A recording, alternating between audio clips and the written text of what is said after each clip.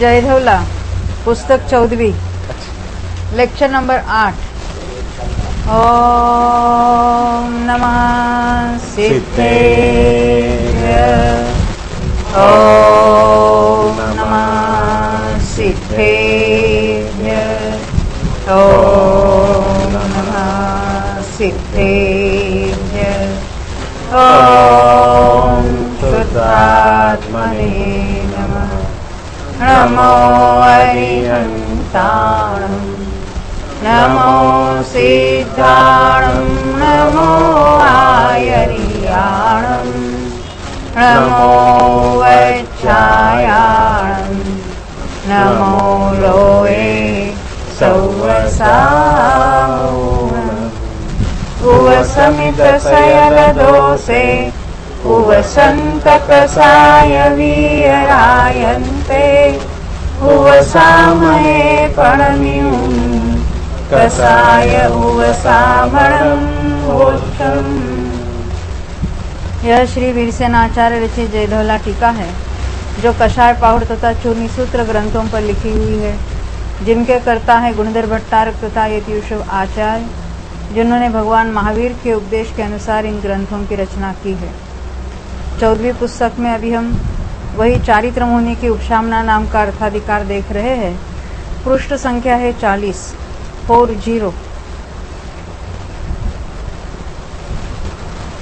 देखो यहाँ 39 पृष्ठ पर सूत्र आया था कि कितने काल तक कौन प्रकृति उपशमाई जाती है।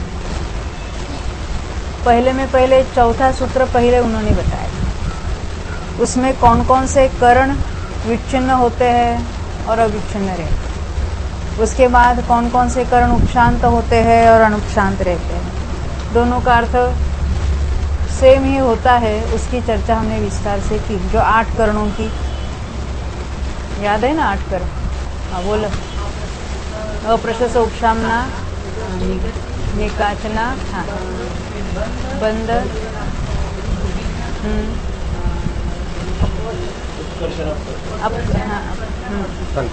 हाँ, ये 8 करण है।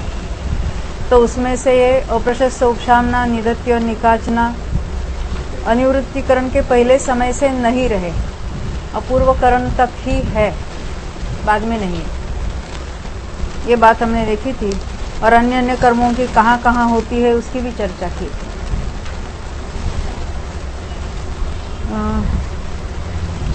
कल मैं वैसे वो अपना कर्मकांड पढ़ रही थी, उसमें भी ये करणों की बात आई थी।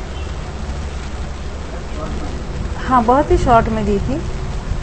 ये जैसे हमने पेज निकालना 34 आयु के बारे में जो बताया ना, नरकायु का बंधकरण, उत्कर्षणकरण, मिथ्या दृष्टि गुणस्थान में होते हैं और उसका सत्व है 4थे तक, इसलिए वहां तक उसका निकाचना, निदत्ति वगैरह है। तो देवायु के बारे में क्या लिखा था? देवायु का सत्व तो 11वें तक है।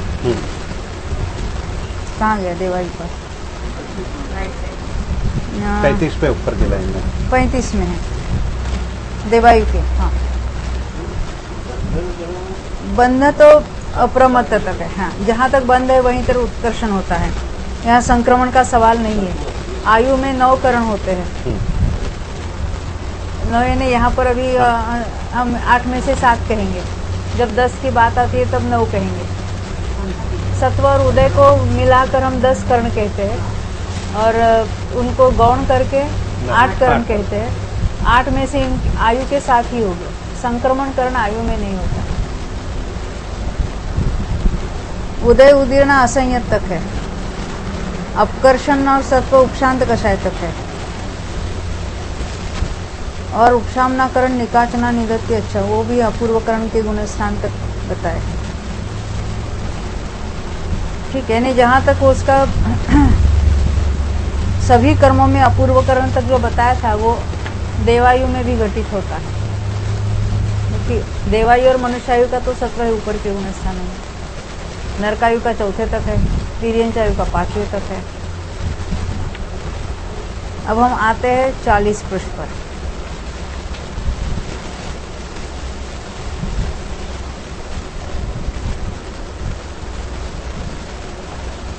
39 पृष्ठ पर पूछा गया था कि कितने काल तक कौन सी प्रकृति उपशमाई जाती है, संक्रम उदीर्णा कितने काल तक होता है, वगैरह वगैरह।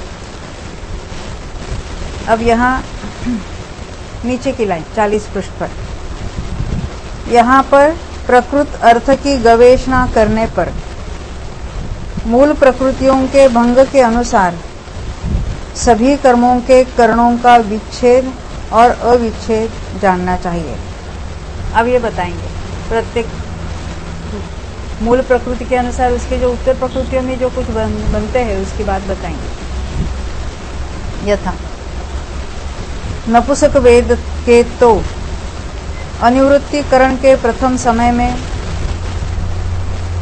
अप्रशस्त उपशामना आदि 3 करण नष्ट हो जाते हैं, इसलिए उनकी वही प्रशस्त करणोपशामना है, क्योंकि अप्रशस्त भाव से अनुपशांत हुए उनकी उपशांत हुए नहीं, अप्रशस्त भाव से अनुपशांत हुए उनकी प्रशस्त भाव से उपशांत भाव की सिद्धि में प्रतिबंध का अभाव है। इसका अर्थ ऐसा है, अपूर्वकरण के अंत तक अप्रशस्त उपशामना है, अप्रशस्त उपशामना मिट गई, परंतु प्रशस्त उपशामना तो होगी, तभी तो उपशम श्रेणी बन सकेगी। सभी कर्मों की अप्रशस्त उपशामना मिट जाती है। यदि केवल उपशामना मिट जाती है कहेंगे तो प्रशस्त उपशम होगा ही नहीं 4 कर्मों में,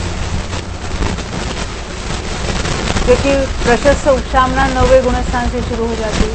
9वें गुणस्थान का संख्याक बहुभाग दिया जाए। ये वाक्य फिर पढ़ेंगे कि नपुंसक वेद के तो अनिवृत्तिकरण के प्रथम समय में अप्रशस्त उपशामना आदि 3 करण, यानी अप्रशस्त उपशामना, निधत्ति, निकाचना, ये 3 करण नष्ट हो जाते हैं। करण नष्ट होना यानी पहले जो अपकर्षण, जो संक्रमण आदि नहीं हो रहे थे अभी होंगे, इसलिए उनकी वही प्रशस्त करणोपशामना है। अप्रशस्त उपशामना नष्ट होना ही प्रशस्त उपशामना कहते हैं, क्योंकि अप्रशस्त भाव से अनुपशांत हो गए। पहले अप्रशस्त उपशामना चल रही थी, अब अप्रशस्त अनुपशामना हुई, अनुपशांत हो गए। उनकी प्रशस्त भाव से उपशांत भाव की सिद्धि में प्रतिबंध का अभाव है। अप्रशस्त भाव से उपशांत हुए, वही उसी का अर्थ है प्रशस्त भाव से उपशांत हो गए। अप्रशस्त से अनुपशांत, प्रशस्त से उपशांत। या तो ये तो पुरुष की और तो पुरुष के उदय से करने वाले की बात है। अभी नपुंसक वेद से उदय करे, उदय के साथ चलेगा तो उसमें उपशामना ही मिट जाएगी, ऐसा नहीं? उसमें भी घटित होगा ना, किसी भी उदय से चढ़े उसमें ये 3 करण तो नष्ट हो जाएंगे एक बार। अप्रशस्त उपशम नष्ट हो गया, अभी उसके उदय के साथ चढ़ा है। अच्छा, सभी तो उसके भी उपशम तो होगा कि नहीं होगा? द्वितीय स्थिति के सारे ही प्रकृतियों का उपशम तो होगा। प्रशस्त उपशम यानी अंतरकरण रूप जो प्रशस्त उपशम कहते हैं वो तो होगा ही, सभी में होगा। अंतरकरण कभी होता है? अनिवृत्तिकरण के बहुभाग जाने, संख्यात बहुभाग जाने पर। तभी तक क्या होगा? जभी तक अंतरकरण नहीं हुआ है, तभी तक उदय में आ रहा है, उदय में नहीं आ रहा है, तो उसको क्या कहेंगे? कुछ नहीं कहेंगे तब तक। उसके उपशम का कार्य तो शुरू हुआ, यथा योग्य उसके जो कुछ स्थिति कांडक वगैरह बातें बन रही है वो तो बनेगी तब तक। अभी वो सवाल नहीं अपना। अभी यहाँ बात कौन से करण कहाँ पर, ये प्रश्न क्या पूछा था देखो, कहाँ पे विच्छुद होते हैं, कितना अंतर करते हैं। अभी यहाँ जो मूल प्रकृतियों में हमने देखी, अब उत्तर प्रकृतियों के काल का अवलंबन लेकर ये बात यहाँ होने जा रही है।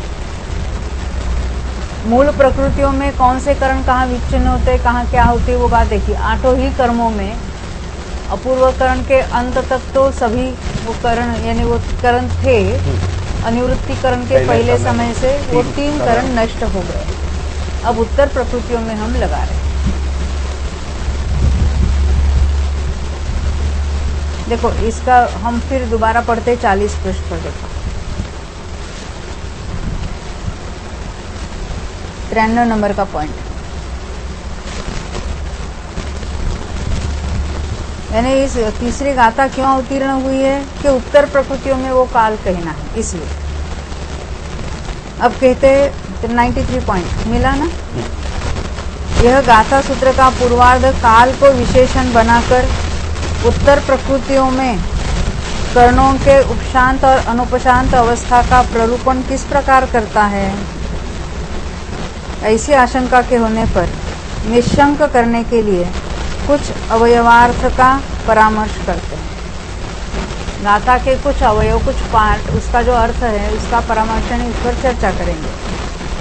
कितने काल के भीतर उपशामना की जाती है, ऐसा कहने पर अंतरकरण क्रिया संपन्न होने पर, यानी अंतर करने के पश्चात किन कर्मों का कौन सा करण कितने काल के द्वारा उपशमाया जाता है, इस प्रकार इस वचन द्वारा नपुंसक वेद आदि प्रकृतियों से संबंध रखने वाले सभी कर्णों का उपशामना में लगने वाला काल विशेष पूछा गया है। संक्रमण और उदीर्णा कितने काल तक होते हैं, इस प्रकार इस सूत्र वचन द्वारा उन्हीं संक्रमण और उदीर्णा आदि कर्णों की काल सहित अनुपशांत अवस्था कितने काल तक रहती है। संक्रमण कितने काल तक रहता है, इसका अर्थ है संक्रमण अभी मिटा नहीं है। उदीर्णा कितने काल तक होती है, इसका अर्थ है उदीर्णा नाम का जो करण है अभी उपशांत नहीं हुआ है। कौन से करण उपशांत हुए, निदति निकाचना रोग और प्रशस्त उपशांत, ये उपशांत हुए, वो उपशांत हुए है, उसी का अर्थ अन्य प्रशस्त उपशम वो अनुपशांत हो गए, ऐसा है। वो उपशांत नहीं हुए, उसका अर्थ आगे हमने अभी पढ़ा था, अभी उसकी बात नहीं। अभी हम ये पे 93 नंबर का पॉइंट पढ़ रहे हैं, यानी कितने काल तक संक्रमण और उदीर्णा होती है, इसका अर्थ क्या है। अब वो संक्रमण और उदीर्णा रुकी नहीं है, यानी उस करण अभी अनुपशांत है, वे करण अभी चल रहे हैं। सर्वोपशामना में सभी करण मिट जाएंगे। पहले नपुंसक वेद आदि संक्रमण भी हो रही थी, उसका उदय होगा तो उदीर्णा भी हो रही, तो कितने काल तक चलेगा, तो यथा योग्य उसका अपना अपना काल बताएंगे जहाँ जो अंतर्मूर्त है। उसके बाद क्या होगा, पूरी तरह से उपशमित हो जाएगा, यानी उसमें से ये सभी करण नष्ट हो जाएंगे।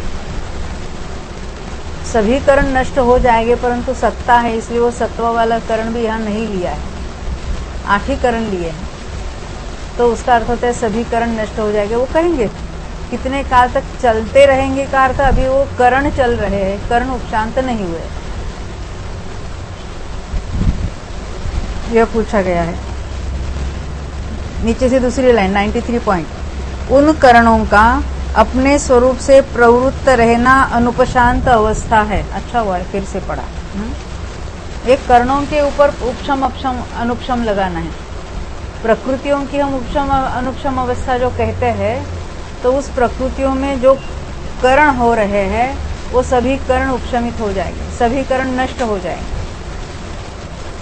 तो करणों का, उन करणों का अपने स्वरूप से प्रवृत्त रहना, जैसे संक्रमण करण है वो चलते रहना, उदीर्णा करण है वो चलते रहना, इसको कहेंगे उसकी अनुपशांत अवस्था है। किसकी, करणों की।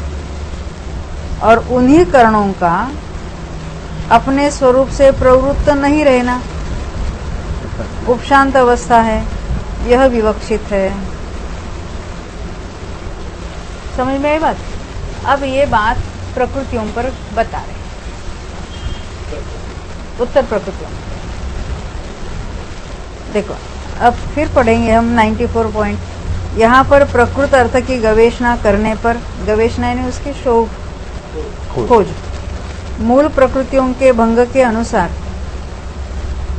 सभी कर्मों के करणों का विच्छेद और अविच्छेद जानना चाहिए। मूल प्रकृतियों में जैसे हमने करणों के विच्छेद अविच्छेद कहे थे, वो तो घटित हो गए ही हो गए। विशेषता जो कभी मोहिनी की बात चल रही है, कभी मोहिनी में यहाँ बताएंगे नपुंसक वेद में। यथा नपुंसक वेद के तो अनिवृत्तिकरण के प्रथम समय में अप्रशस्त उपशामना आदि 3 करण नष्ट हो जाते हैं, इसलिए उनकी वही प्रशस्त करणोपशामना है। क्योंकि अप्रशस्त भाव से अनुपशांत हुए उनकी अच्छा प्रशस्त भाव से उपशांत भाव की सिद्धि में प्रतिबंध का अभाव है। ओ एक करण की उपशामना हुई, अप्रशस्त उपशामना नष्ट हुई, यानी अप्रशस्त उपशामना नाम का करण है वो उपशमित हुआ। अप्रशस्त उपशामना नाम का करण है, उस करण की उपशामना हुई।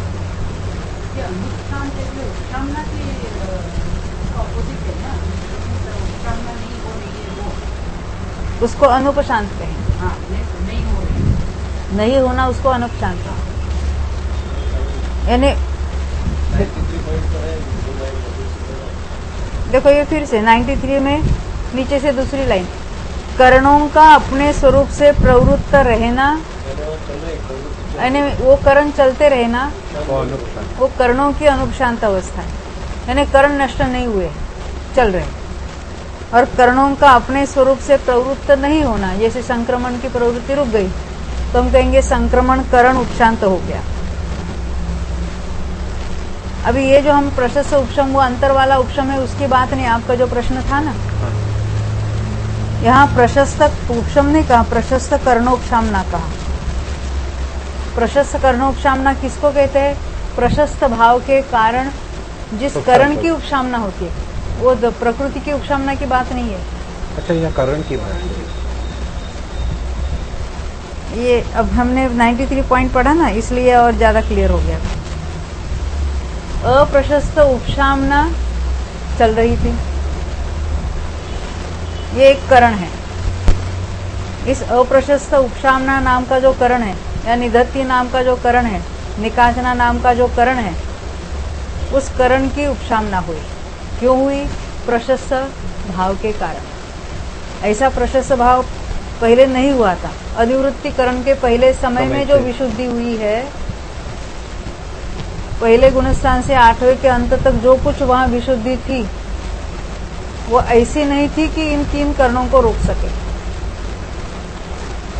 ये करण अभी मिट गए, 3 करण मिट गए, नष्ट हुए, उपशांत हुए, करणों को उपशमित किया। किस कारण? प्रशस्त भाव से। ऑर्डिनरी प्रशस्त यानी शुभ भाव की बात नहीं है यहाँ पर।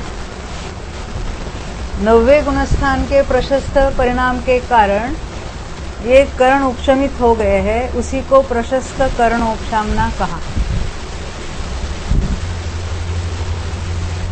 ख्याल में आई बात? अब इधर देखना।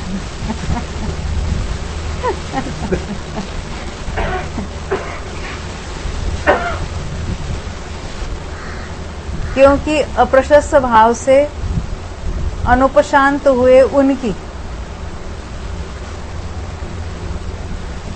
क्या कहा? जो करण अप्रशस्त भाव के कारण अनुपशांत रहे थे, यानी चल रहे थे। अब तक के जो अपूर्व करण तक के जो परिणाम है, उनको अप्रशस्त भाव कहा। तो निधत्ति, निकाचना और ये अप्रशस्त उपशम, ये 3 जो करण है, वह अप्रशस्त भाव से अनुपशांत थे, यानी अपनी प्रवृत्ति चल रही थी। उनकी प्रशस्त भाव से उपशांत भाव की सिद्धि में प्रतिबंध का अभाव है। यानी ये अपूर्व अनिवृत्तिकरण के परिणाम को प्रशस्त भाव कहा। ये अनिवृत्ति के जो परिणाम है,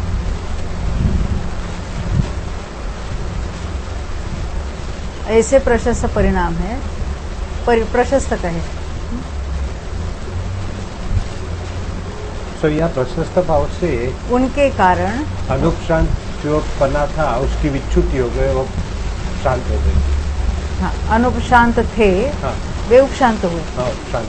यानी अनिवृत्तिकरण परिणाम के कारण 3 करण नष्ट हुए, उसी को कहे 3 करण उपशांत हुए।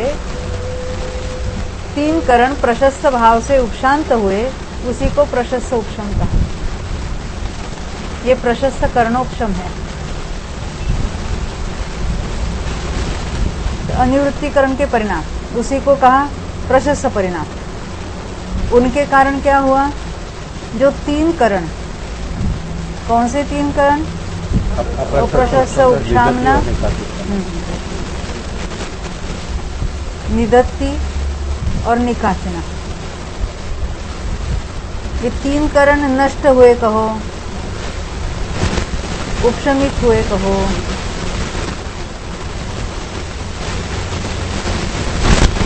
उसी को प्रशस्त उपशम कहते हैं।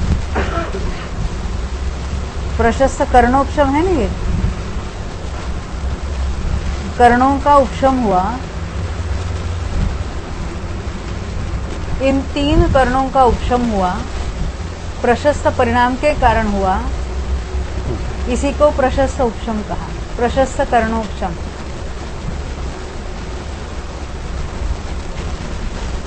हम तो वो अपूर्व अंतर के बात करते हैं, अंतर के बात करते उसी को हम प्रशस्त कहते हैं, परंतु यहाँ तो ज्यादा एक्सप्लेन किया है, प्रशस्त कर्णोपशामना कह दिया उसको। फिर पढ़ो के ख्याल में आई बात? देखो, नपुंसक वेद के तो अनिवृत्तिकरण के प्रथम समय में अप्रशस्त, उपशामना आदि 3 करण नष्ट हो जाते हैं, अप्रशस्त, उपशामना, निदत्ति और निकाचे। इसलिए उनकी यानी इन 3 करणों की वही प्रशस्त कर्णोपशामना है। 3 करणों की प्रशस्त उपशामना हुई। प्रकृति की उपशामना की यहाँ बात नहीं चल रही, कर्णों की उपशामना हुई, क्योंकि अप्रशस्त भाव से अनुपशांत हुए उनकी अप्रशस्त भाव के कारण ये 3 करण अभी तक अनुपशांत थे, यानी उनकी प्रवृत्ति चल रही थी, उनकी प्रशस्त भाव से उपशांत भाव की सिद्धि में प्रतिबंध का अभाव है। शेष करण यानी बाकी के करण, बाकी कितने रहे? 5। कौन कौन से? बंध है, उदीर्ण है, अपकर्षण, उत्कर्षण और संक्रमण। तो शेष करण अपने सर्वोपशम के स्थान में नष्ट हो जाते हैं।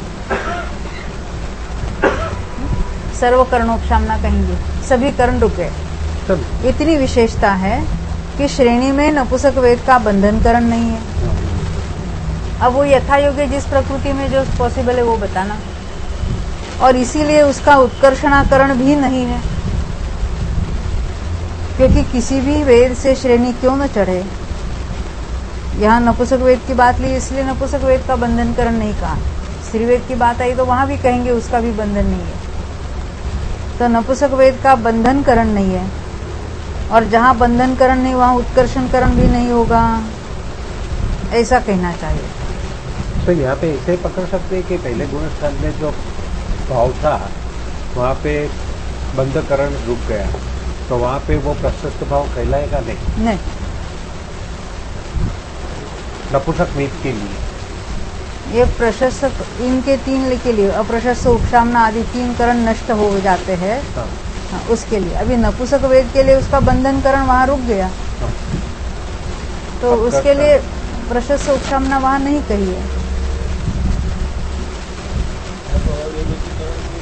अनिवृत्तिकरण में ही बताएंगे उसको। इसी प्रकार स्त्रीवेद का भी कथन करना चाहिए। इसी प्रकार ये उपशम श्रेणी में जो अभी उपशमित हो रहे हैं वहां से बात चल रही है। अब ये 9वें गुणस्थान में ही किसका बंध है किसकी नहीं है उसकी चर्चा है। 6 नौकषायों का कथन करना चाहिए, क्योंकि उनके कथन से इनके कथन में कोई भेद नहीं है, यानी इनका भी यहाँ बंध नहीं है और इनका भी यहाँ उत्कर्षण नहीं। बंध हो तो ही उत्कर्षण हो सकता है। 6 नौकषायों के बंध की विच्युति कहाँ हुई है, याद है आपको?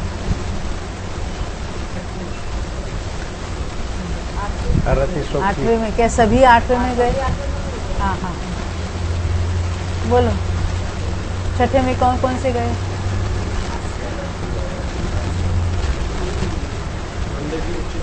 बंध की विच्युति। अरति और शोक 6ठे में गए, और हास्य रति भयजुगुप्सा 8वें के 7वें भाग में। यहाँ पर उसका बंधन नहीं है।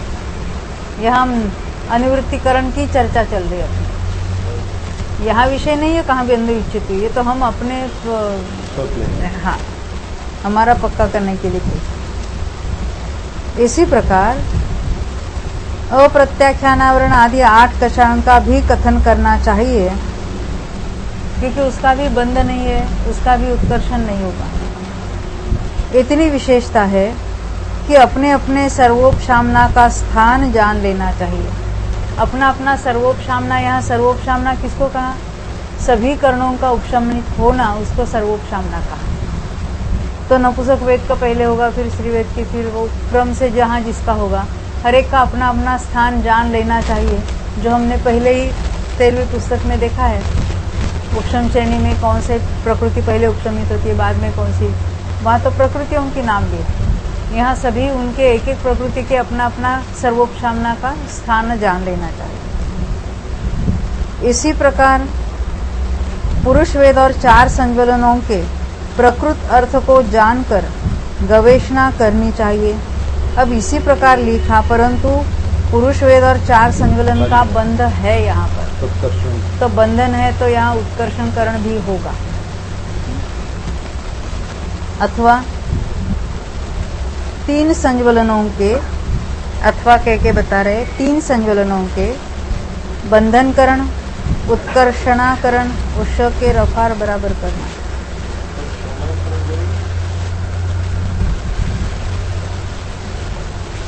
उत्कर्षणा अपकर्षणा ऐसा उन्होंने शब्द लिखा। उत्कर्षणाकरण कौमा देना, संक्रामणकरण, संक्रामण क्यों का, संक्रमणा क्यों चाहिए?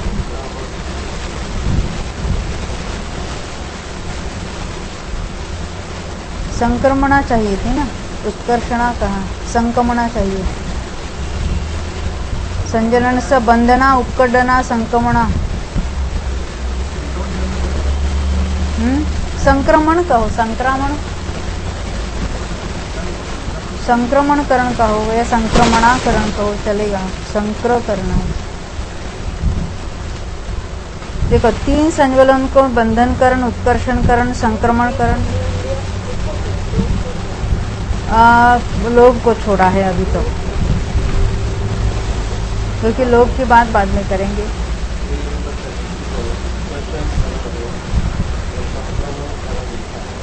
हाँ, ये यहाँ ऊपर जो लिखा है ना प्राकृत में, उसके अनुसार यहाँ उन्होंने ले लिया है।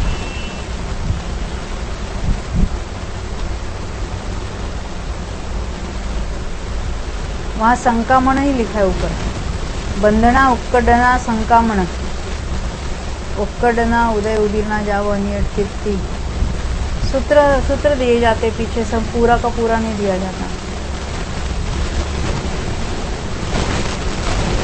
देखो देखो हम पढ़ेंगे पूरा वाक्य। अथवा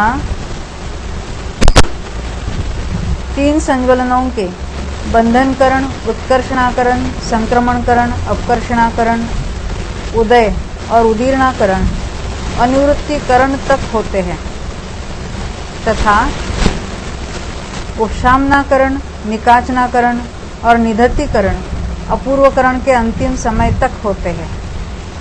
इसी का अर्थ ये 3 करण उपशमित हो जाते हैं अनिवृत्तिकरण के पहले समय में, और बाकी करण अनिवृत्ति तक चलते रहते हैं, बाद में वो उपशमित हो जाते हैं। लोभ को इसलिए छोड़ा उसका, क्योंकि उसका उदय और उदीर्णा 10वें में चलेगा, बंधन नहीं है वहाँ पर, उत्कर्षण भी नहीं है, संक्रमण भी नहीं है, फिर भी अपकर्षणा भी चलेगा, उदय उदीर्णा भी चलेगा। परंतु सत्व उपशांत कषाय गुणस्थान तक होता है। सत्व को यहाँ करणों में नहीं गिना है, फिर जब 10 करण कहते हैं तब उसमें सत्व को भी गिना है। इसी प्रकार पुरुष वेद का जानना चाहिए। समझ में आई बात? पुरुष वेद और 3 संज्वलन, तो उनके सभी में ये बातें घटित हो गई अनिवृत्तिकरण के अंत तक, यानी अपने अपने उसकी पोजीशन समझ लिया।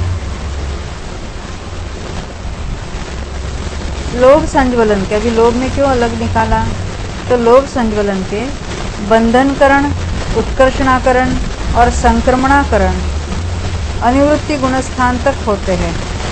संक्रमणाकरण क्यों कहे इनके? सूक्ष्म सृष्टि बनने के ऊपर यहाँ तक अनिवृत्तिकरण में अंतर करने के पूर्व तक हो सकता है। अनुपूर्वी संक्रमण अंतर की बात नहीं, अनुपूर्वी अंतरकरण के बाद शुरू होती है। हाँ? 3 संयोजन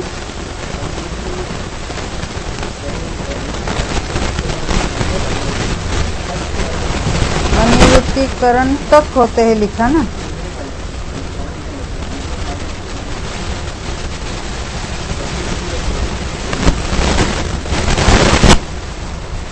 अनिवृत्तिकरण गुण अनिवृत्ति गुणस्थान तक होते लिखा हुआ, ऊपर क्या लिखा है? लोह संयोजन से बंधना उपकरण संक्रमणा जावो अनिवृत्ति तक, इसलिए उसका भाषांतर कर दिया, अनिवृत्ति तक होते हैं। हाँ, और अपवर्तनाकरण और उदीर्णाकरण सूक्ष्म सांप्राय में एक समय अधिक एक आवली काल रहने तक होते हैं। यानी अपवर्तनाकरण है अपकर्षण, उदीर्णा भी उसी का एक प्रकार है। एक आवली तो आवली और उसके ऊपर एक समय है, तो उस एक समय वाले निषेक में से नीचे उदीर्णा होगी, वहां तक चलेगा। सूक्ष्म सांप्राय में आवली प्लस एक समय बाकी है, वहां तक अपकर्षण और उदीर्णा चलेगी, वहां संक्रमणकरण नहीं होता। यहाँ निवृत्तिकरण तक होता है कहाँ, परंतु कहाँ तक है उसमें, तो अंतर करने के पूर्व तक। उसके बाद लोभ का संक्रमण रुक जाएगा। उदय और सत्व सूक्ष्म सांप्रायिक शपथ के अंतिम समय तक होते हैं।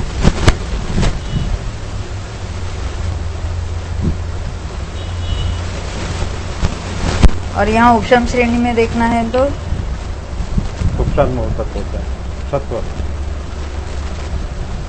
उदय तो सूक्ष्म सांप्राय के अंतिम समय तक है, सत्व और सत्व 11वें में है। उपशम अथवा यहाँ लिखा है सत्व उपशांत गुणस्थान के अंतिम समय तक होता है। वो टॉपमोस्ट बताना इसलिए, उसके बाद नीचे आएगा क्रम से, तो सत्व तो है ही है, सत्व तो नष्ट नहीं होने वाला। उपशामनाकरण, विकाचनाकरण और निधत्तीकरण अपूर्वकरण के अंतिम समय तक होते हैं। यहाँ उपशामना में अप्रशस्त उपशामना लेना है।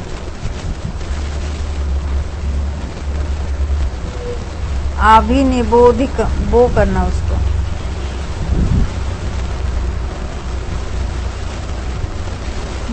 नितिन भाई, इसका अर्थ क्या है? अभिनिबोधिक ज्ञानावरण, ये कौन सा नया निकाला नाम? सुना है ना? ही नहीं ना? हाँ हाँ, मति ज्ञानावरण। उसको अभिनिबोधिक क्यों कहते हैं? अभी देवलाली में प्रश्न पूछा, कोई नहीं बता सका। देवलाली में पूछा था ना? हाँ हाँ, आभि यानी अभिमुख, मी यानी निश्चित, ज्ञान के अभिमुख नहीं, इंद्रियों के यानी विषय के अभिमुख। देखो देखो, मति ज्ञान अभी हम कहेंगे ने, इन चक्षु संबंधी मति ज्ञान की बात करेंगे।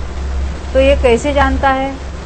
तो जो नेत्र इंद्रिय का विषय उसके अभिमुख होकर, स्पर्शन है तो ये इसके अभिमुख होकर जानता है, यानी इंद्रियों का या उपयोग का उस विषय के अभिमुख होना एक बात। परंतु संगीत चल रहा है तो नेत्र इंद्रियों के द्वारा उसके अभिमुख होकर जानेंगे कि नहीं जानेंगे? तो नेत्र का विषय क्या है? कलर, विषय देखना उसका कार्य हुआ। उसका विषय क्या है? जिसको देखता है वो उसका विषय है। वर्ण को, आकार को कहेंगे ना, उद्गल के वर्ण को और आकार को आदि को वो देखता है। तो ये आकार वर्ण आदि क्या हुए? उसके विषय हुए। कोई ध्वनि है तो विषय किस इंद्रिय का है? कर्णेंद्रिय का है। तो इंद्रियां अपने यानी निश्चित विषय के सन्मुख होकर जानता है, बोध यानी ज्ञान होता है, इसलिए उसका नाम है आभि। अभि यानी अभिमुख, अभि से आभि तैयार हुआ। जैसे शरीर से शारीरिक कहते हैं जैसे अभिमुख से आभिनिबोधिक ज्ञान यानी मति ज्ञान। ये हमने बहुत बार पढ़ा था, उसमें पहला में आया था।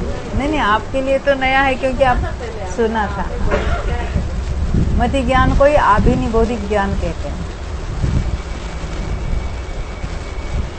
तो आभिनिबोधिक ज्ञानावरण आदि यानी मति ज्ञानावरण आदि का भंग अपनी मूल प्रकृतियों के अनुसार जानकर कहना चाहिए। तो ज्ञानावरण में क्या घटित होता है? अपूर्वकरण के अंत तक। हाँ, अपूर्वकरण के अंत तक तो सभी करण चल रहे हैं। फिर वो तीन करण उपशमित हो जाएंगे, बाकी करण चलते रहेंगे। कब तक चलेंगे? बंद तो है तब तक। बंद है तब तक। हाँ, बंद है तब तक। नहीं, एक पहले बंधन तब तक नहीं, बंद तो अभी सभी करण घटित कराओ। तीन करण अपूर्व करण तक है। हाँ। अभी बंधन करण है, उत्कर्षण करण है, संक्रमण करण है। अच्छा, बंधन करण और उत्कर्ष करण ज्ञानावरण में 10वें के अंत तक हो। नहीं, एक आवली पहले तक होगा। क्यों? नहीं, 10वें तक होगा। 10वें तक होगा। सॉरी। जहाँ तक बंद है तब तक उत्कर्षण और संक्रमण भी है। और उदयकरण और अपवर्तकरण 12वें के एक आवली के पहले तक होगा। हाँ, यानी 12वें गुणस्थान में आवली प्लस एक समय बाकी है, तभी तक उदीर्ण, तब तक उसका उदय है, उदीर्ण है। संक्रमण होगा कि नहीं होगा? संक्रमण होगा ना? कैसे होगा? बंद नहीं है तो। सॉरी, संक्रमण नहीं होता। हाँ।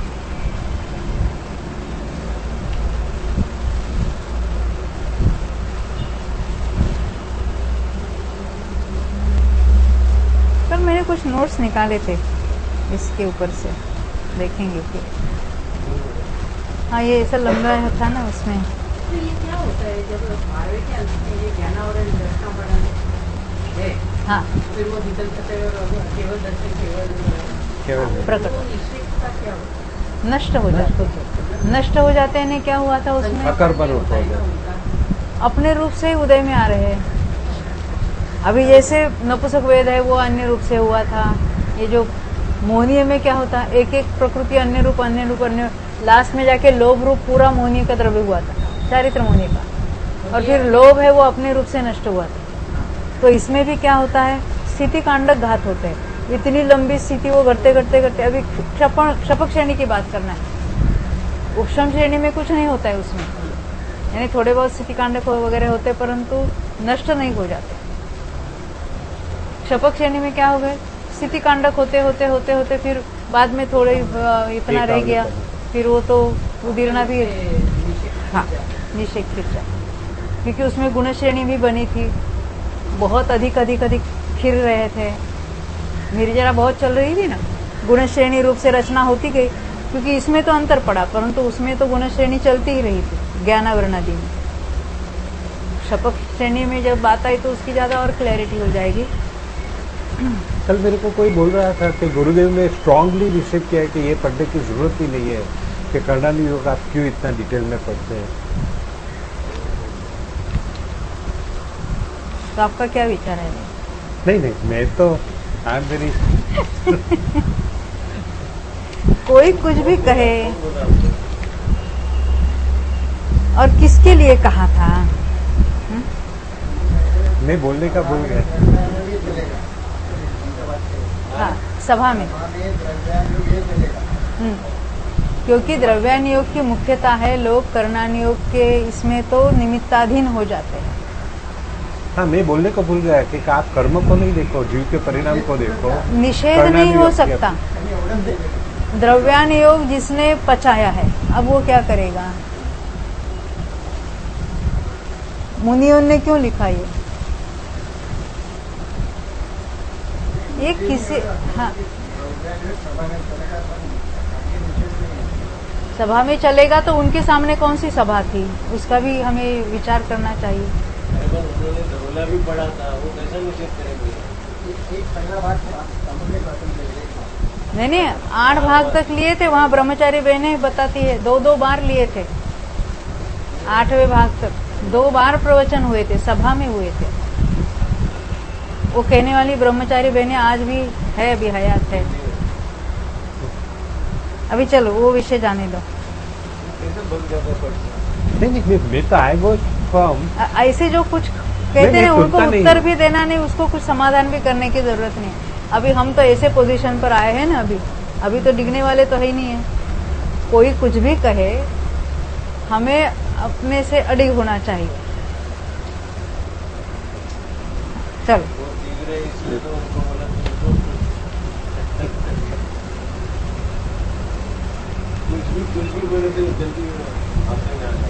अभी बाकी तो बाद में मैं पढ़ूंगी। अभी अन्य 6 कर्म में मोहनीय को भी हटा दो। 5 कर्मों की बात, यानी जो ज्ञानावरण है, दर्शनावरण है, अंतरा है, नाम है और गोत्र है, उनका बंध कहाँ तक है? 10वें 10वें तक। 10वें तक। क्योंकि बाद में तो साता वेदिनी का बंध है, तो वहाँ बंध भी, उत्कर्षण भी और संक्रमण भी 10वें तक, बराबर। सत्व, उदय और उदीर्णा, 12वें के 3 एक घाती कावली- की सत्व और उदय हाँ। 12वें के अंत तक, एक और कावली का। उदीर्णा एक आवली कावली प्लस पहले। एक समय पहले तक। नाम और गोत्र का उदय, मूल प्रकृति की बात कर रही मैं, नहीं 14वें तक। 14 यशस कीर्ति उच्च हाँ। गोत्र है ना वहाँ पर, 14वें तक। 14वें तक। उदीर्णा हाँ, 13वें तक। 13वें तक, क्योंकि उदीर्णा की उच्चिति 13वें में हो जाती है। अपकर्षण 13वें तक। 13वें तक। यहाँ तो सत्व की भी बात ली थी उन्होंने, सत्व 14वें तक। और उसकी उपशामना यानी कौन सा? अप्रशस्त उपशम, निधत्य और निकाचना अपूर्व 8वें करण। तक, 8वें के अंत तक। यही बात होगी ना अभी जो ज्ञानावरण की बताई, मुनानी बताई कि मति ज्ञानावरण आदि का भंग अपनी मूल प्रकृतियों के अनुसार जानकर कहना चाहिए। तो ये 5 कर्मों में ये बात घटित होगी। अब मोहनीय में लगाएंगे। 3 तो अपूर्वकरण के अंत तक है। बंध कहाँ तक है? मोहनी इन जनरल बात करेंगे अभी। 90 के अंत तक। 90 के अंत तक मोहनी का बंध तो है। उत्कर्षण भी होता है। उत्कर्षण, 90 संक्रमण 90 तक। 90 तक। अभी हमने देखा ना, संक्रमण भी 90 तक, क्योंकि 10वें वाले को लोभ है परंतु संक्रमण नहीं है। सत्व, उसका संक्रमण ही नहीं होता, उसका तो वो कृष्टि रूप से होकर फिर नष्ट हो जाता है, अपने स्वरूप से नष्ट हो जाता है। उसमें अपकर्षण रहता है, उदीर्णा रहती है, परंतु अभी वो अन्य किसी रूप से नहीं होता। क्या कहते हैं? सत्व 11 तक है। सत्व कहाँ तक है? 11वें तक। मैं 10 तक मैं सप्तक श्रेणी की अपेक्षा। तो अपकर्षण कहाँ तक होगा? हाँ, अपकर्षण 10वें के एक आवली पहले। मोहनी इन जनरल करेंगे हम। अपकर्षण तो अपकर्षण तो 10वें में 10वें करेंगे। में एक आवली पहले। हाँ, परंतु अगर दर्शन मोहनी की अपेक्षा लगाएंगे हाँ, तो वो तो 11वें में भी अपकर्षण कहेंगे वहाँ पर। संक्रमण भी होगा। उसका संक्रमण भी है और अपकर्षण भी है। किसकी अपेक्षा? दर्शन मुनि की अपेक्षा। और उपशम निदत्ति निकाशित तो 8वें तक है, जो हमने सभी कर्मों में लगाया था। अब दर्शन मुनि का अकेले का देखेंगे, मिथ्यात्व का। बंध, उत्कर्षण और संक्रमण कहाँ पहले तक? गुण। संक्रमण तो 4थे गुणस्थान के बाद है। हाँ, मिथ्यात्व, संक्रमण है ऊपर। सॉरी, मिथ्यात्व का संक्रमण पहले में नहीं है। नहीं है, खाली बंद। जहाँ बंध है वहाँ उसका संक्रमण नहीं है। मिथ्यात्व का संक्रमण, क्योंकि दर्शन मुनि ऐसी है कि बंधने वाले में संक्रमित होता है, ऐसा नियम वहाँ नहीं लगाते।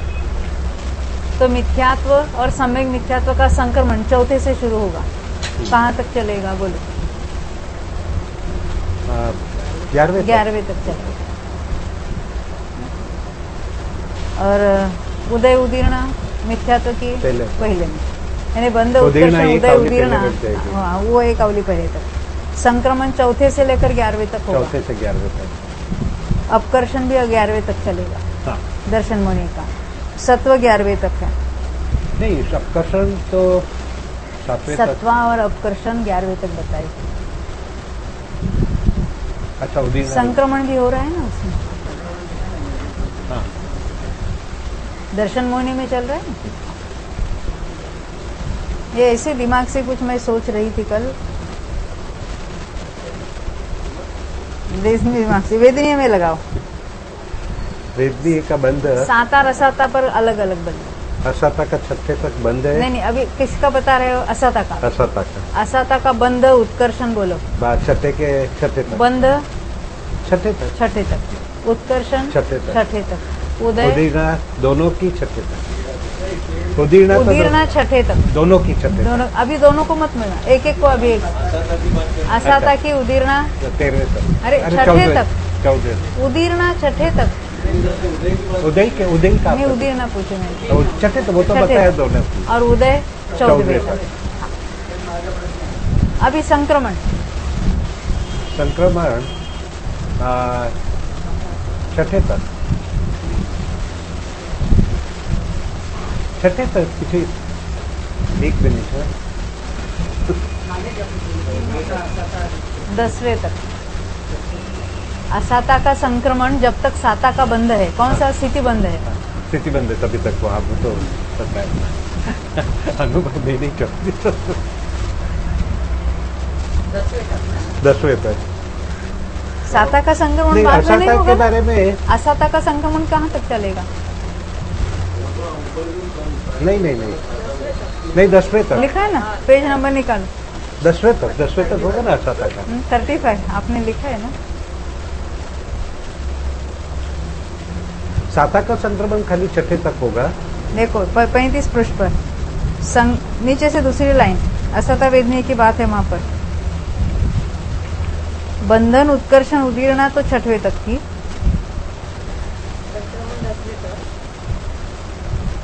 संक्रमण 10वें तक।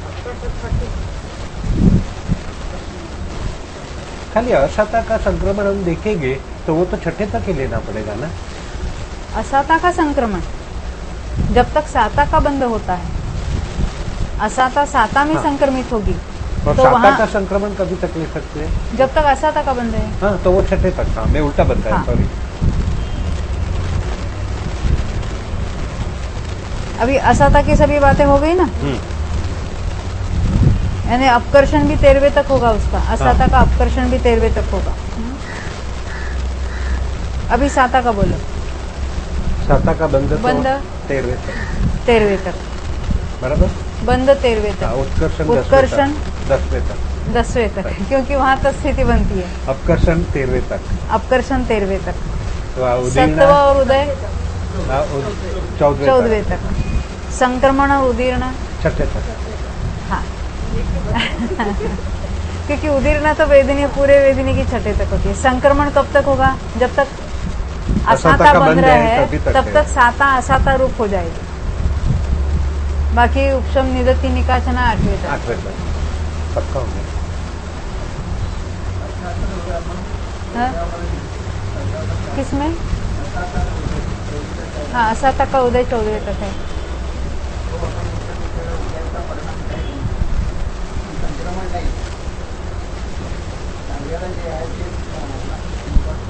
अनुभाग हाँ 10वें में है, वही रहेगा। तो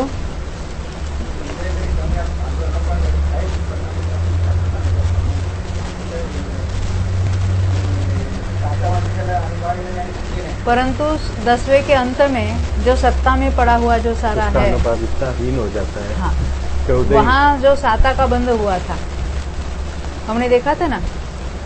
प्रश्न वो नहीं, मैं दूसरा प्रश्न की कि पूर्व पहले में बंधी थी, पहले जो बंधी थी उसकी सत्ता ज्यादा थी, और 10वें के अंत में जो साता वेदनीय बंधा उसकी शपथ की भी बात करें एकदम तो उसकी स्थिति कितनी बांधी? 10वें के अंत में 12 मुहूर्त, शपथ श्रेणी में 10वें के अंत में 12 मुहूर्त की स्थिति बंधी। तो 12 मुहूर्त बंधी तो 12 मुहूर्त में तो निकल जाएगी, उससे अधिक तो वे कर्म नहीं रहेंगे जिसमें मैक्सिमम अनुभाग बांधा था, क्योंकि प्रशस्त प्रकृति है। 10वें के अंत में साता वेदनी जो बांधा वो प्रशस्त प्रकृति है और उसका मैक्सिमम अनुभाग तो तभी बंधा था। बात सही है ना? तो प्रश्न है उसके पहले का जो सत्व था वो पल्ले के असंख्यात भाग जितना था, जो आगे चलकर केवली वगैरह के जो उदय में आएगा, तो वो क्या होगा? स्थिति उसकी ज्यादा है। ये तो 12 मुहूर्त में नष्ट होने, बढ़ता जाता है ना। वही तो कि यहाँ जो अनुभाग बन रहा है हाँ उस अनुभाग रूप से पुराने बंधे हुए परमाणु टर्न हो जाते हैं, उसको हाँ। अनुभाग संक्रमण कहा हाँ था। हमने देखा था ना कि प्रोसेस क्या साता का ही साता में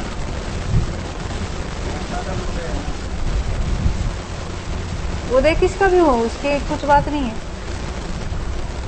वहाँ साता का अपना ही संक्रमण, पुराने बंधे हुए का उसका अपना अनुभाग बढ़ जाता है। 10वें में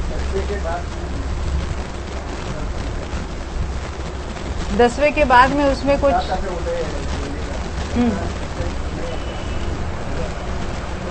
या असाता के जो परमाणु पड़े वो नहीं के बराबर है।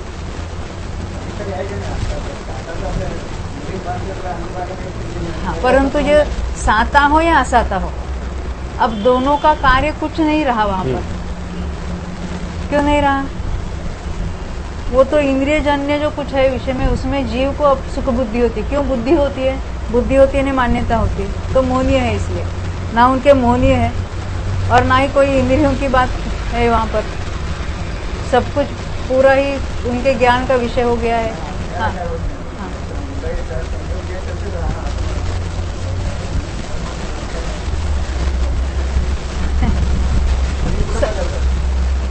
संयोग बदलने का क्या सवाल है? साता असाता के कारण संयोग मिलते ही नहीं। जीव संयोगों को लक्ष्य करके सुखी होता है या दुखी होता है, वो कुछ नहीं होता। ये तो कहने की बात है, कहने की पद्धति है।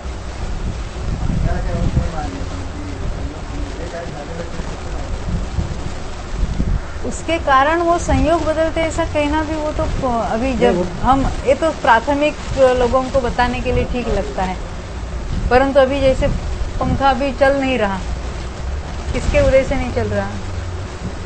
अब कहेंगे ठंडी है, नहीं चल रहा तो अच्छा है। हाँ, ये तो मोहनीय है। तब तक उसको हम देख देख के, हम भी उनके संयोग को देख देख कर हमें अनुमान लगाते हैं। हाँ।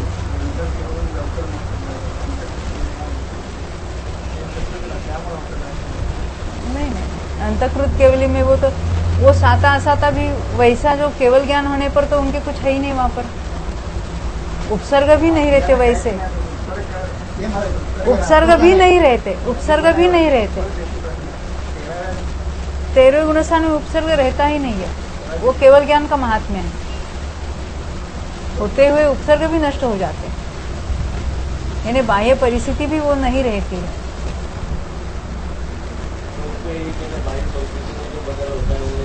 हाँ, साता नहीं रहते, 13वें में नहीं रहते,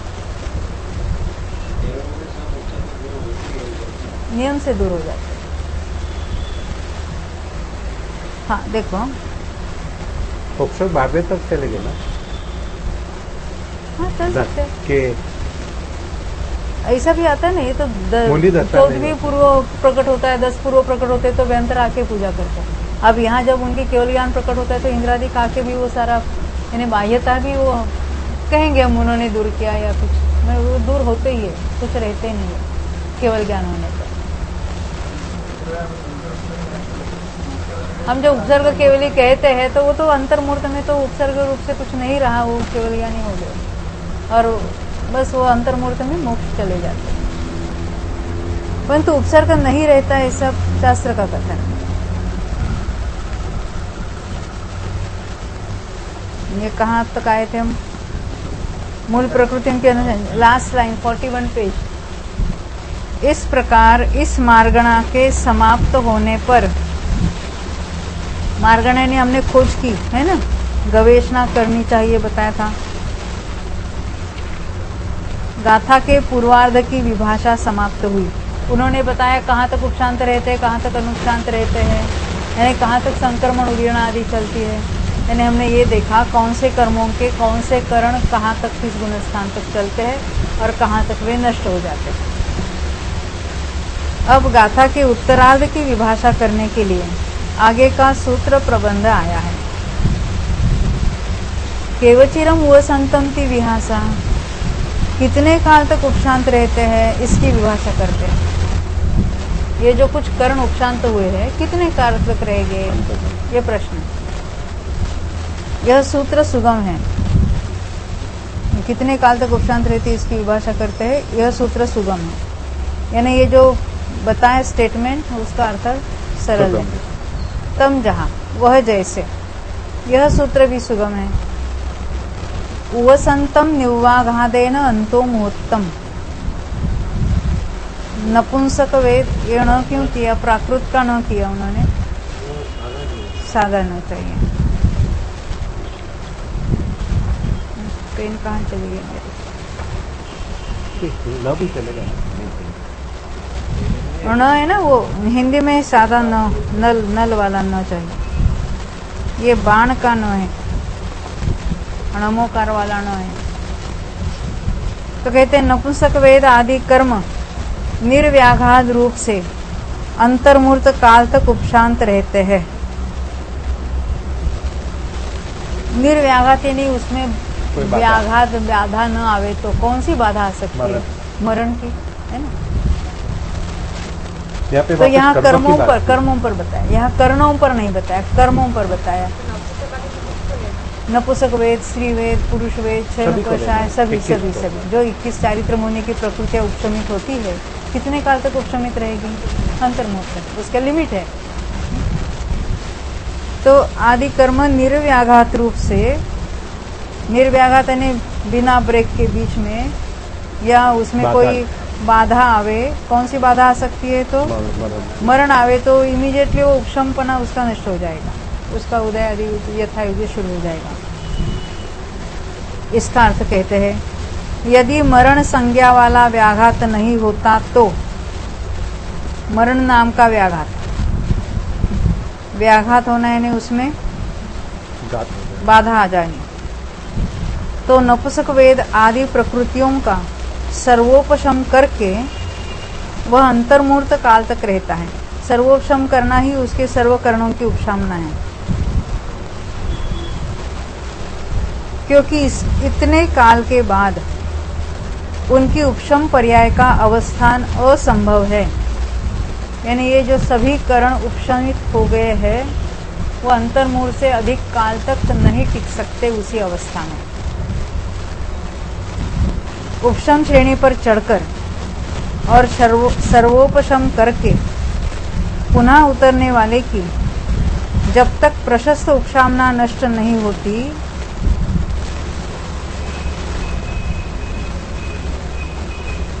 तब तक अंतर्मूर्त काल सर्वोपशामना से परिणत होकर यह जीव अवस्थित रहता है। यह उक्त कथन का तात्पर्य है।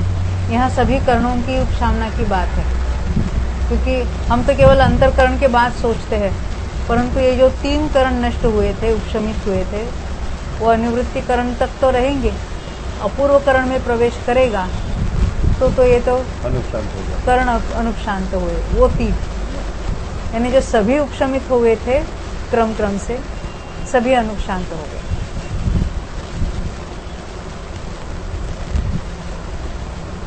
व्याघात से तो एक समय भी प्राप्त होता है। व्याघात से एक समय प्राप्त होता है का अर्थ क्या है? जैसे अनिवृत्तिकरण में प्रवेश किया है और ये 3 करण उपशमित हुए हैं, एक समय में मरण हुआ, तो जो उपशमित हुए तो नष्ट हो गए, यानी गति निकाचना चालू हो गई उसकी। या ऊपर गए, पूरी तरह से नपुंसक वेद पूर्ण तरह से उपशमित हो गए, सभी करण उसके उपशमित हुए, वहाँ ना उसका कुछ संक्रमण है ना कुछ अन्य भी है उसके, तो पूर्ण रीति से, और वहाँ जाके उसका मरण हुआ एक समय के बाद, तो उसी समय वो देव पर्याय में उत्पन्न होगा और वहाँ उपशमित हुए करण सब चालू हो जाएगा। वह कैसे? समाधान, नपुंसक वेद की प्रशस्तोपशामना करके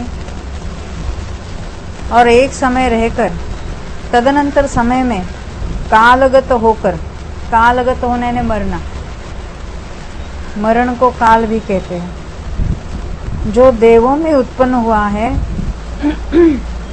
इनको देवों में ही क्यों उत्पन्न कराया? हाँ प्रेरणा बे,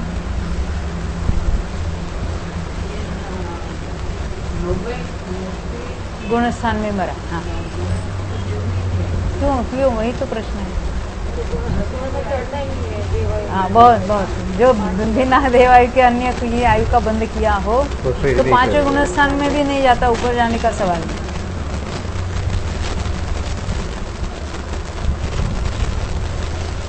जो देवों में उत्पन्न हुआ है उसके व्याघात से एक समय प्रशस्त उपशम उपलब्ध होता है, यानी एक समय के लिए प्रशस्त उपशम हुआ, दूसरे समय में तो मर गया।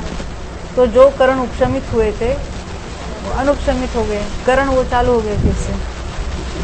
इसी प्रकार स्त्रीवेद आदि की अपेक्षा भी योजना करनी चाहिए, यानी सोचना चाहिए, क्योंकि स्त्रीवेद के करण उपशमित हुए हैं, एक या अधिक जो कुछ है यथायोग्य, और वहीं पर मरण हुआ, तो जो करण उपशमित हुए हैं वो अनुपशमित हो जाएंगे। वे अणुवसंतम च केवचिरम ती विहासा, ये उपशमित कितने काल तक रहते हैं, तो कहते हैं निर्व्याघात रूप से अंतर्मुहूर्त, और मरण की अपेक्षा एक समय तक। अब कहते हैं, अब पूछ रहे हैं, अब कौन कर्म कितने काल तक अनुपशांत रहते हैं, इस पद की विभाषा करते हैं। कौन कर्म कितने काल तक अनुपशांत रहते हैं, ये श्रेणी बताएंगे। यहाँ पर उपशम श्रेणी की बात करें। यह सूत्र सुगम है, तम जहाँ वह जैसे, यह सूत्र भी सुगम है। अपसत्थ वसामणाय अणुवसंतानि कम्माणि निव्वाघातेन अंतो मुहूर्तम, अप्रशस्त उपशामना रूप से अनुपशांत हुए कर्म निर्व्याघात रूप से, वो रूप बराबर करना, ख जैसे दिखता है, रूप से अंतर्मुहूर्त काल तक रहते हैं।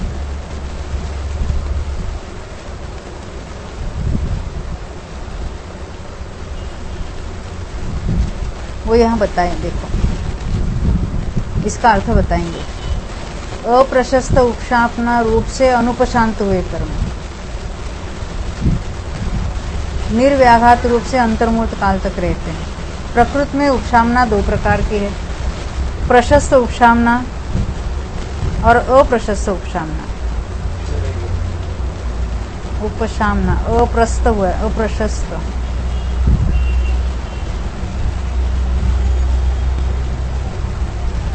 उनमें से सर्वप्रथम अप्रशस्त उपशामना से अनुपशांत हुए कर्मों का सूत्र में यह काल निर्देश निर्दिष्ट किया गया है। वह जैसे उपशम श्रेणी पर चढ़ने वाले जीव के अनिवृत्तिकरण के प्रथम समय में अप्रशस्त उपशामना रूप से नपुंसक वेद आदि कर्म अनुपशांत हुए।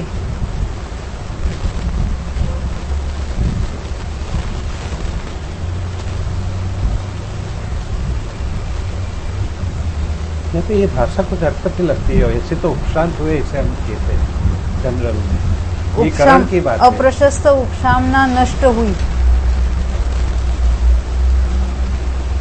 प्रशस्त उपशामना रूप से उपशामित हुए। हाँ, अप्रशस्त उपशामना रूप से अनुपशांत हुए। अप्रशस्त उपशामना नष्ट हुई, तो वो फिर से कब चालू होगी? वापस फिर 8वें में प्रवेश करेगा तो फिर अप्रशस्त उपशामना चालू हो जाएगी। ये उल्टा लगता है ना? हाँ। प्रशस्त उपशामना शुरू हुई, उसका अर्थ अप्रशस्त उपशामना अनुपशांत हुई।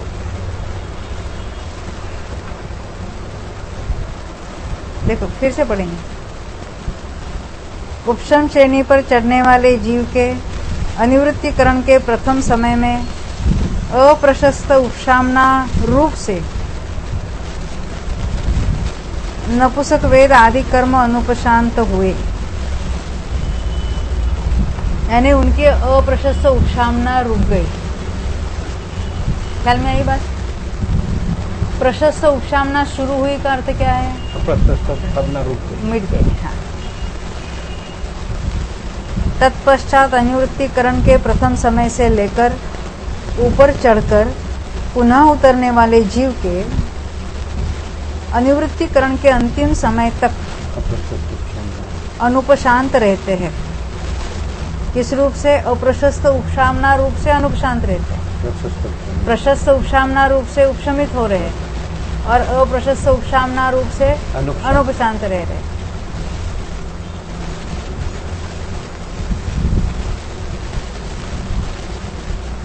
तत्पश्चात अपूर्वकरण के प्रथम समय को प्राप्त हुए उस जीव के अनुपशांत भाव दिखाई दिया, यानी अप्रशस्त उपशामनाचा जो शुरू होती क्योंकि अप्रशस्त उपशामना की वहां पुनः उत्पत्ति देखी जाती है। यह निर्व्याधान विषयक काल है। निर्व्याघात चाहिए, व्याधान कहा उन्होंने, निर्व्याधान, निर्व्याघात कालो, निर्वाघात कालो, निर्व्याघात चाहिए, धान नहीं, घात, निर्व्याघात।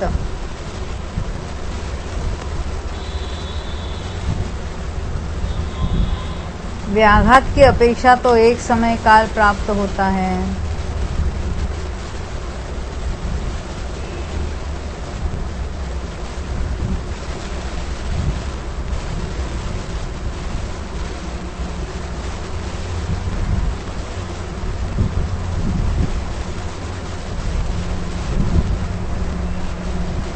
यानी हम जो अंतर करने के बाद वो प्रशस्त उपशामना जो कहते थे, इसका अर्थ है अप्रशस्त उपशामना मिट गई है, वहीं से लेकर प्रशस्त उपशामना चालू हो गई, क्योंकि प्रशस्त तो भावों को कहना, प्रशस्त भाव है, अनिवृत्तिकरण जो परिणाम है, उन परिणामों के कारण अप्रशस्त उपशामना मिट गई है और प्रशस्त उपशामना उसी समय से शुरू हो गई।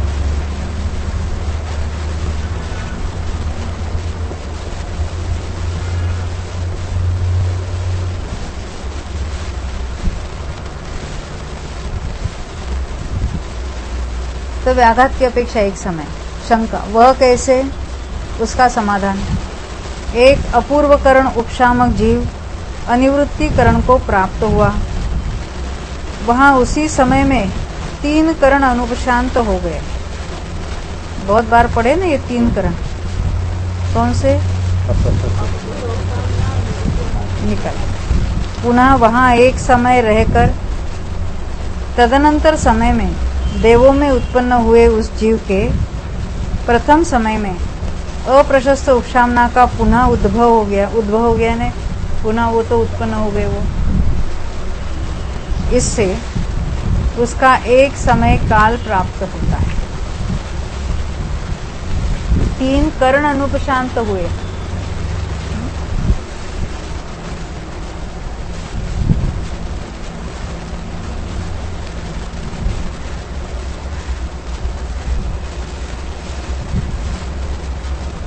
इन्हें अप्रशस्त उपशामना रूप से, निदत्ति रूप से अनुपशांत हुए,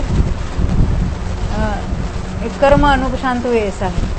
कर्म इन 3 रूप से अनुपशांत हुए और कर्म प्रशस्त उपशम रूप से उपशम हुए। ये अटपटा लगता है ना, पहले इसी को उपशांत हो गए वापरा था उन्होंने शब्द, नष्ट हो गए वापरा था, विच्छिन्न हुए वापरा था, अभी उसी के लिए कर्म इन रूप से अनुपशांत हुए ऐसा कह रहे हैं।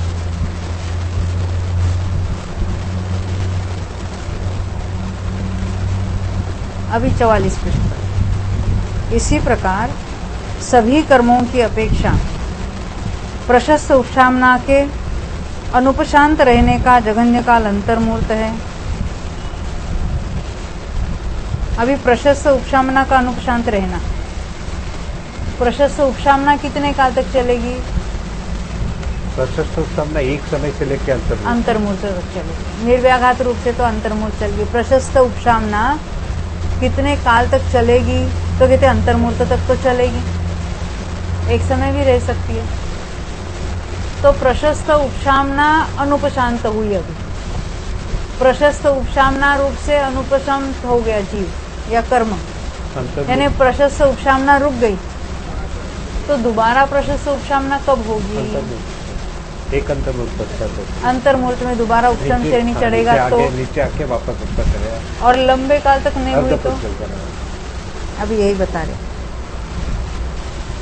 इसी प्रकार सभी कर्मों की अपेक्षा प्रशस्त उपशामना के अनुपशांत रहने का जघन्य काल अंतर्मुहूर्त है।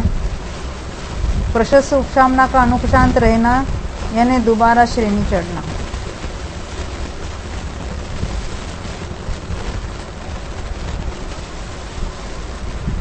जघन्य काल अंतर्मुहूर्त और उत्कृष्ट काल उपार्ध पुद्गल परिवर्तन प्रमाण है।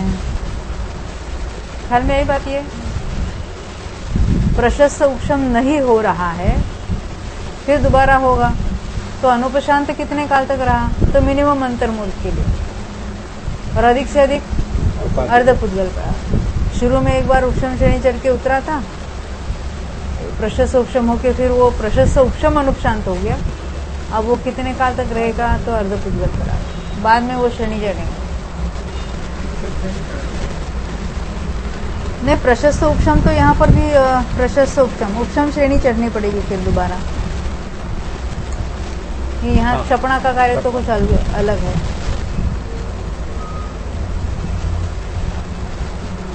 यह अर्थ सुगम है, इसलिए सूत्र में इसका निर्देश नहीं किया, क्योंकि सादी सपर्यवसित काल, ये सादी और सपर्यवसित क्या होता है तेजन? नहीं मालूम, आपको मालूम है? नहीं, मयंक भाई, सपर्यवसित है नहीं क्या? सादी सपर्यवसित हमारा हमेशा का शब्द नहीं है ना, इसलिए अटक गए। बोलो, नहीं मालूम नहीं? हाँ बोलो। शांत, पर्यवसान होना है, अंत होना। इसको शादी अनंत तो बता ही नहीं सकते ना, देखो क्योंकि ये हाँ। नहीं, मैं क्या पूछ रहा था कि अनंत काल तक तो इसे बता ही नहीं सकते, क्योंकि पीछे कर्म ही नहीं रहते। ये इसका शादी शांत ही काल है ना। हाँ। क्यों? फिर प्रशस्त उपशम होगा बाद में, हाँ। तो उसका काल का अंत आ गया। हाँ।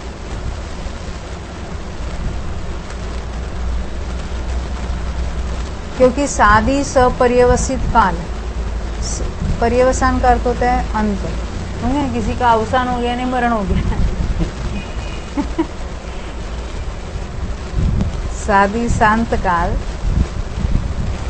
जघन्य और उत्कृष्ट रूप से तत्प्रमाण उपलब्ध होता है। जघन्य है अंतर्मुहूर्त और उत्कृष्ट है उत्तम उपार्ध पुद्गल परिवर्तन। इस प्रकार उपशामक से संबंध रखने वाली 4 मूल गाथाओं की अर्थ विभाषा समाप्त हुई। आगे उपशम श्रेणी से गिरने वाले जीव का व्याख्यान करते हुए आगे के सूत्र प्रबंध को कहते हैं। 13वीं पुस्तक में हमने चढ़ने वाले की बात बहुत विस्तार से देखी, अब उतरने वाले की करेंगे। एतो परिवद माणयस्य विहासा, आगे उपशम श्रेणी से गिरने वाले जीव की प्ररूपणा करते। विहास यानी प्ररूपणा, पड़िवदमान यानी पड़ने वाला, गिरने वाला। मराठी में पढ़ने कहते हैं, गिरने के लिए पढ़ना शब्द आता है।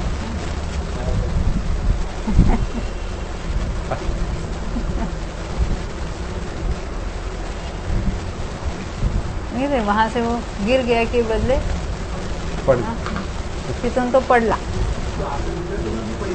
पड़ी गया। हाँ, कितने शब्द ये संस्कृत प्राकृत से आए ना, इसे प्राकृत से संबंध रखने में कितने ही शब्द हैं। ढूंढारी में भी मराठी से ज्यादा सामने है। हाँ, कितने शब्द मराठी में डायरेक्ट वैसे के वैसे आते हैं। जो हिंड दी वो तो हिंद में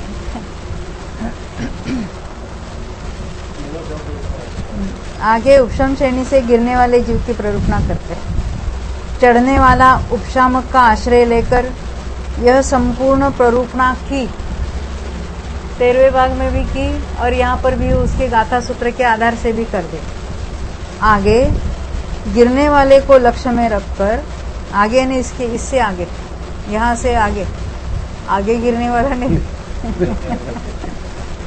आगे गिरने वाले को लक्ष्य में रखकर शेष 4 गाथाओं संबंधी प्ररूपणा अधिकृत जाननी चाहिए। इस प्रकार प्रकृत विषय को संभालने वाला यह सूत्र वचन है। यहाँ चूर्णी सूत्र में चूर्णी बराबर कर,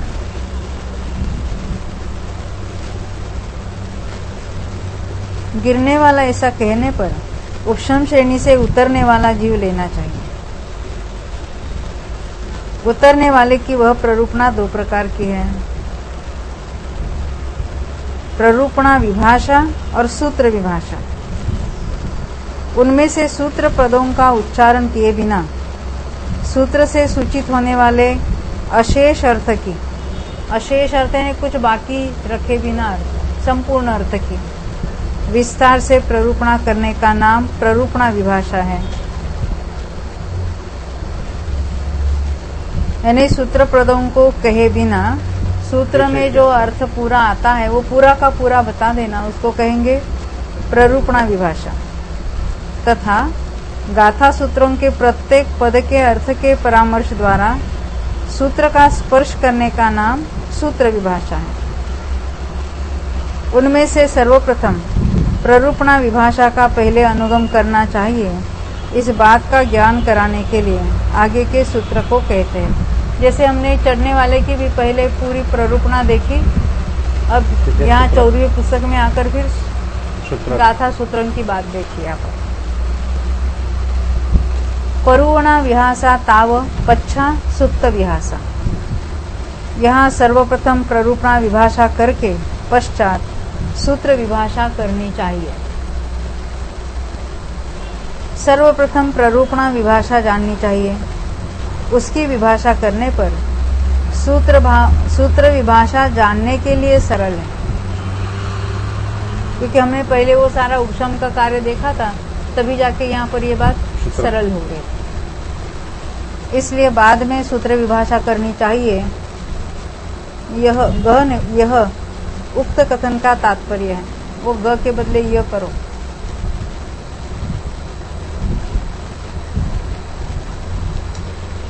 इसलिए सर्वप्रथम प्ररूपणा विभाषा प्रकृत है, इस बात का कथन करने वाला आगे का सूत्र आया है। परुणा विभाषा, प्ररूपणा विभाषा प्रकृत है।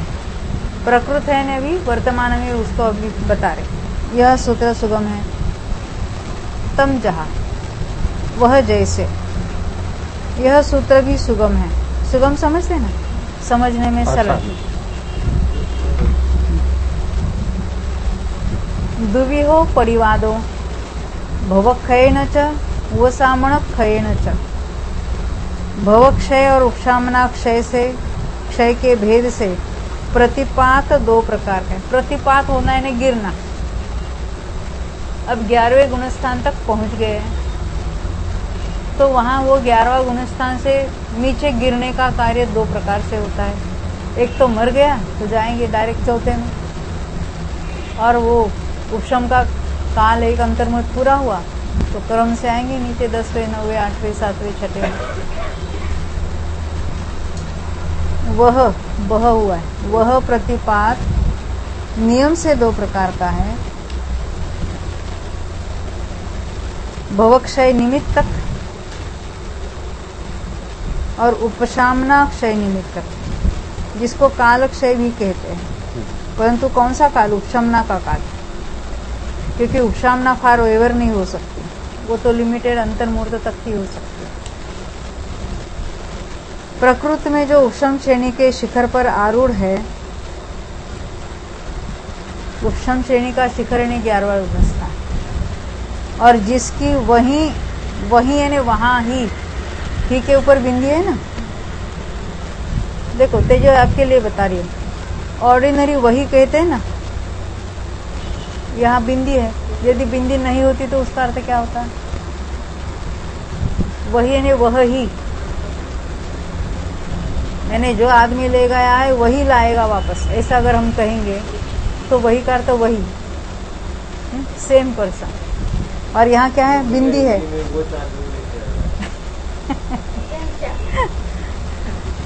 बम्बईया हिंदी में वो आदमी। यहाँ वही यानी वहीं पर, वहाँ ही, उसी जगह पे, उसी जगह। हम कहते हैं जहाँ बैठे हो वहीं बैठे रहो। वो वही तो जिसकी वही आयु समाप्त हो गई है, उसके कालगत होकर, कालगत का अर्थ होता है मरण होने पर, कषायों में गिरने का नाम भवक्षय निमित्तक प्रतिपात है। किसमें गिरा? कषायों में। कहाँ आरूढ़ थे? उपशम श्रेणी के शिखर पर, और वहां से कषायों में गिरे चौथे गुणस्थान में। 11वें में से चौथे हमें तो लगता है ना देव में गए ना, अच्छा हुआ ना, तो कहते कषाय में गिर गया। हाँ हाँ, कषाय की अग्नि में उसके ज्ञान का पूर्ण विषय हो सकता है ये बिल्कुल। परिणाम। अरे दुख रुख नहीं होगा, वह कितनी शांति, और यहाँ कैसे भट्टी की जल रही होगी चौथे गुणस्थान में। नहीं नहीं, अच्छा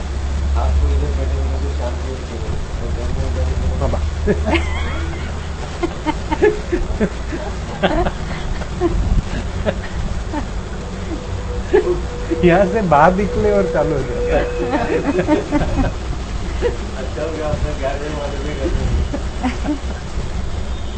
और वो ऑफिस में कितनी शांति शांति शांति लगती है।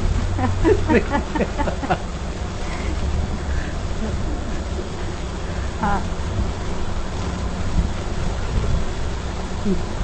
कालगत होकर मरकर कषायों में गिरने का नाम भोक्षय निमित्तक प्रतिपात है। लोगों को तो अरे वाह वाह अच्छा हुआ, फल मिला। क्या फल मिला? देव में गया। अरे देव में काय का गया? तो कषायों में गिर गया। ऐसा भी होता है उपशम श्रेणी में 11वें में मरने वाले सर्वार्थ सिद्धि में उत्पन्न हो, तो अच्छा कि नहीं अच्छा? बोलो बहन। तो आते थे सागर तक वो भट्टी अभी कैद हो गई, वहां पर छूटने का कोई मार्ग रास्ता नहीं है वहां पर। यहाँ पूर्ण वितराग अवस्था की। और जो आयु के रहने पर भी उपशामक काल के क्षय होने से कषायों में गिरता है, अभी वो क्रम क्रम से आएगा, फिर भी उपशामक का काल क्षय होने से कषायों में गिरता है, वह उपशामक क्षय निमित्तक प्रतिपात है। गिरना कहा तो कहाँ गिरना होता है? तो अकषाय रूप से अभी कषाय में गिर गया। उनमें से स्तोक वक्तव्य से संबंध रखने वाले, यानी जिसका कथन अल्प थोड़े शब्दों में हो सकता है, वक्तव्य ने कहने योग्य कथन, ऐसे संबंध रखने वाले भवक्षय निमित्तक प्रतिपात की सर्वप्रथम संक्षेप से प्ररूपणा करते हुए आगे के सूत्र प्रबंध को कहते हैं। वो भवक्षय से जो कुछ चौथे में गिरना होता है, उसका कथन अल्प है और उसको भी संक्षेप में कह रहे। और जो वहाँ मनुष्य भव चालू रहा, और जब 11वें में से क्रम से 10वें 9वें 8वें 7वें क्या क्या बातें हुई, उपशम होने में जो प्रोसेस हुए थे, फिर दोबारा नीचे आते समय क्या, वो तो लंबा प्रोसेस है, उसका कथन विस्तार से है। इसलिए जो छोटा है वो पहले निपटा लेते जल्दी। आगे के सूत्र प्रबंध को कहते हैं। अभी आगे का सूत्र पढ़ेंगे, यहाँ पर कल ही पढ़ेंगे क्या? एक एक सूत्र पढ़ेंगे। भवक्षयेन पदिदस्य सव्वाणी करणानि एक समयेन उद्घाटितानि। भवक्षय से गिरे हुए जीव के सब करण एक समय में उद्घाटित हो जाते हैं। ये सब निदति निकाचित आदि सब क्रम से एक एक करण अनुपशमित हो तो जाए। सब इन्हें नष्ट हुए थे ना, अब सब उद्घाटित हो गए। अब इस सूत्र का अर्थ कल देखें। जावाणी के ज्ञान है सोने लोकालो, सोवाणी मस्तक नमो सदा देत हो। अश्विन भाई। नमो ओरियंताणम, नमो सिद्धाणम, नमो आर्याणम, नमो ओजाणम, नमो लोहे सत्वसावणम। नमो ओरियंताणम, नमो सिद्धाणम, नमो आर्याणम, नमो ओजाणम, नमो लोहे सत्वसावणम। नमो ओरियंताणम, नमो सिद्धाणम, नमो आर्याणम, नमो ओजाणम, नमो लोहे सत्वसावणम।